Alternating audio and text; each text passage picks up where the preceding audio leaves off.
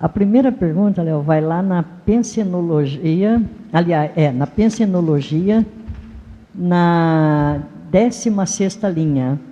Você fala da autorresponsabilidade pela qualidade da autopensenidade. Eu vou pedir para você comentar e depois já ir lá para a enumerologia, que você colocou 7 itens no crescendo, que pode falar um pouco a respeito. Às vezes eu coloquei essa frase aqui, autorresponsabilidade pela qualidade da autopensenidade, que muitas vezes a gente culpa o outro pelo nosso desequilíbrio. E se eu me desequilibrei, a responsabilidade é minha. Então eu posso manter um padrão de pensamento, de sentimento, de energia, ou minha pensenidade saudável, independente do desequilíbrio do outro.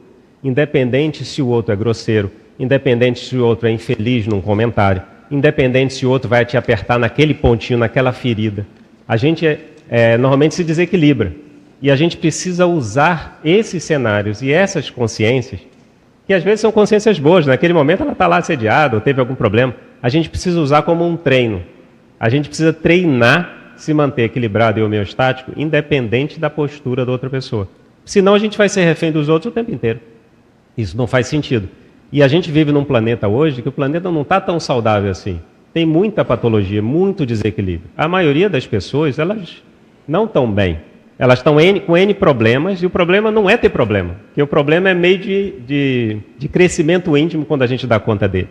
A questão é que a gente, em geral, sucumbe a um padrão de pensamento negativo, a gente desqualifica a gente fica com raiva da gente, aí a gente começa a falar, pô, sou idiota mesmo, que burrice, sou estúpido, a gente começa a se desqualificar, não sirvo para nada, eu sou realmente um zero à esquerda, nada que eu faço dá certo. E aí a pessoa vai reforçando aquilo, e ela vai dando vitamina para um holopensene vitimizador, trafarista, negativo, patológico. E ela precisa parar aí, opa, peraí, por que eu estou pensando assim? Sou eu que estou pensando? Ou tem boi na linha aqui? Eu preciso trabalhar energia para limpar meu ambiente?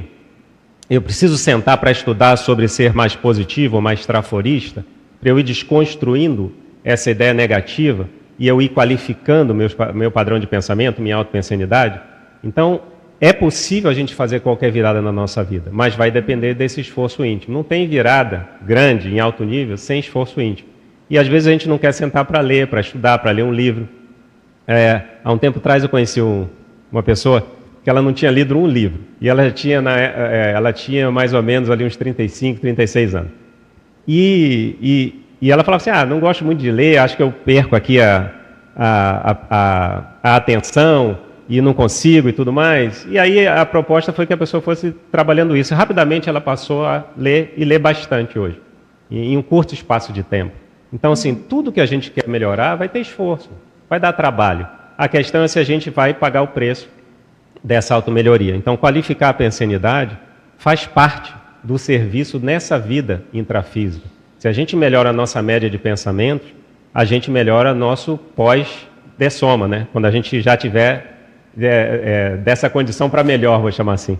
Então a gente vai ter uma condição mais homeostática, mais sadia, mais madura. Aquela história, a gente morre, a gente não se transforma. Agora que morreu, virou santo, passou a pensar tudo lindo, benigno, maravilhoso. Não funciona assim, né? A gente morre e vai igualzinho, com o mesmo padrão de pensamento. Então, se a gente está lúcido aqui nessa vida, vamos tirar proveito dela, para que a gente invista nessa autoqualificação. A gente veio aqui se dar bem. A gente não veio aqui se maltratar ou sofrer, mas faz parte do serviço lidar com as dificuldades. Mas não para a gente sucumbir, para a gente superar elas. Acho que essa é a ideia dessa frase.